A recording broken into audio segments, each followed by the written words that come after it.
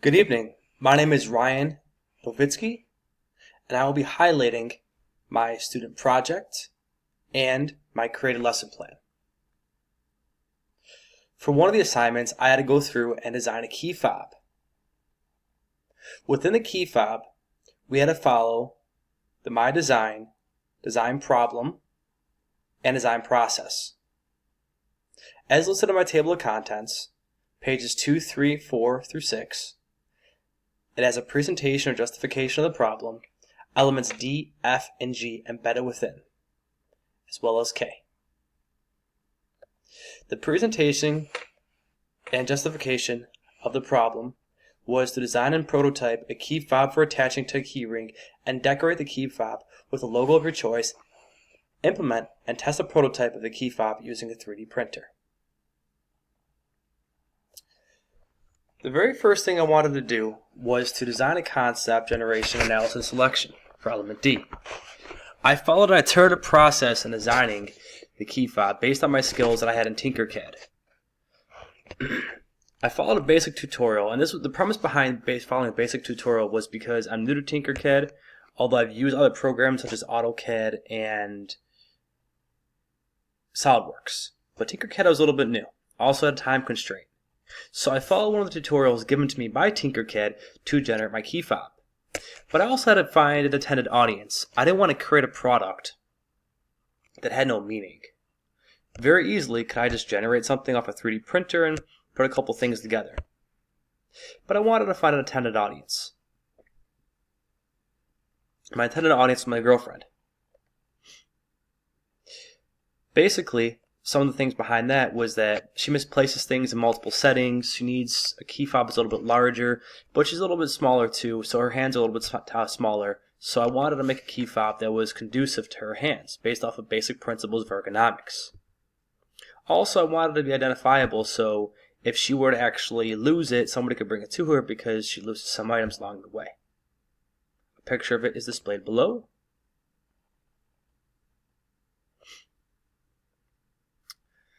The next portion along this activity was element F, or the consideration of design viability.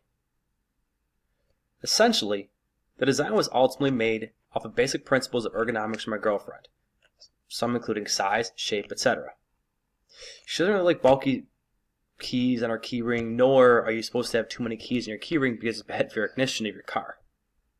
So I asked her for a specified size, and after doing some basic measurements on her hand, I determined the size I was going to do was 0.78 inch in width and 5.2 inches in length. It was designed specifically to fit in her pocket, and more specifically to stick out a little bit out of one of her jean pockets. It was a one-hole keychain key fob because if you have multiple holes, it challenges the dexterity of the actual key fob itself. Therefore, I only had the one hole added into it. The construction of a testable prototype was the next element. In order to design the prototype itself, I wanted to go through and make sure it fit all the requirements. Two of them that I wanted to make sure to fit were the design, size, and length. What I did was also, besides measuring, is I wanted to find out how much it would actually cost if I were to replicate this. Essentially, it would cost about 75 cents to create the product itself because it is $48 for every 0.9 kilograms. In order to determine how much it actually cost, I formulated a couple different equations below as listed. And due to the overall cost, it was efficient enough if I had to replicate it due to it being broken or lost, I can create it again. I also included the steps to create my prototype listed below. And if anybody were to try to create the same exact model, because when you go to create a design, you want to make sure it's replicable very, very easily for manufacturing purposes, so I included the steps to also replicate the same exact model.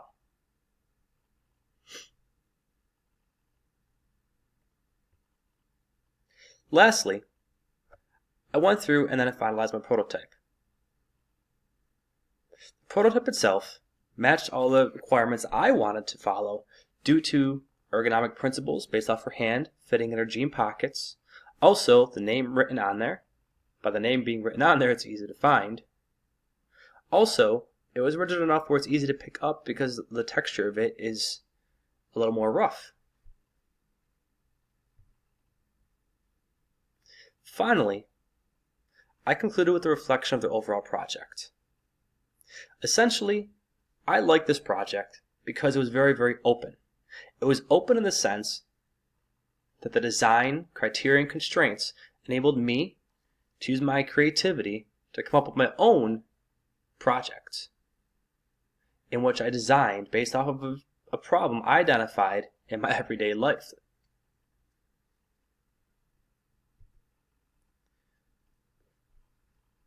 I was able to use different programs. I was exposed to different programs. And by being exposed to this, I can then utilize those tools and help to enrich other classrooms to use the program as far as Tinkercad as well.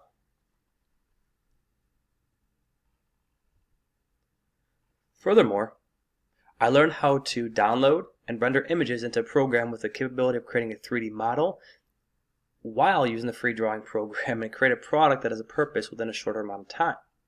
I was able to take different images and then replicate those images afterwards as well too,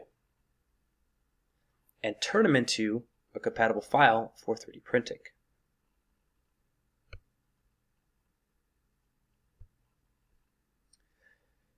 One of our final assignments was to create a lesson. The lesson that I chose to create is based off of stop motion pictures in which the students would be utilizing a program called Pivot to generate and create their very own stop motion animation.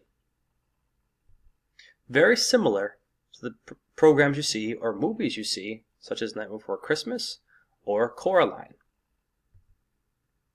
Within this document entails the design problem, the criteria listed below, in which the students must, research stop motion animation, storyboarding, pivot animation, and write a one-page analysis on the page 3, go through a brainstorming process, complete a storyboard, download and create a pivot animation of at least 500 slides that's found on this listed website.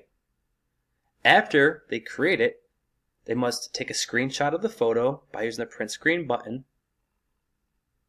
of their finalized product, and then use Screencast-O-Matic to screencast their pivot animation and place the link on the screenshotted photo listed on page 6.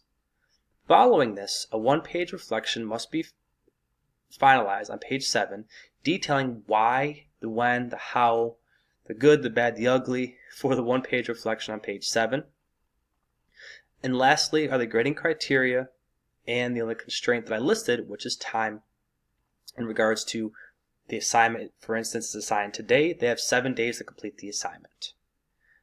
And they must meet all the requirements in elements A, C, and D. An example of where they'll be writing the research and analysis is this page with lines. Where they're brainstorming, they will be brainstorming different ideas after researching, drawing them. They have to print this off and draw it and resubmit it back in the page, their brainstorming idea. So this would be frame 1, frame 2, frame 3, frame 4, frame 5. That's one idea. Frame 1, 2, 3, 4, 5 for their second idea. Frame 1, 2, 3, 4, 5 for their third idea. That's the brainstorming page. They need to print that and resubmit it back into here afterwards when they're finalized. Here's an example of storyboard they must use as well too, printing it off and afterwards drawing their storyboard in via hand and then resubmitting it with this document. And this is the page where they take the screenshot of the photo, place it within this box, and they're going to hyperlink it to the screencast link portraying their finalized pivot animation. And lastly, their one-page reflection. They must reflect on the whole process from start to finish, talking about the good, the bad, the ugly, and any new lessons learned. And then underneath, I made sure to list the grading rubrics of elements A, C, as well as D for quick reference if needed to, in order to achieve an 18 out of 18 as listed on the page right here, which is page 2. This concludes my final presentation of showing my lesson plan as well as showing my key fob activity as mentioned earlier in this video.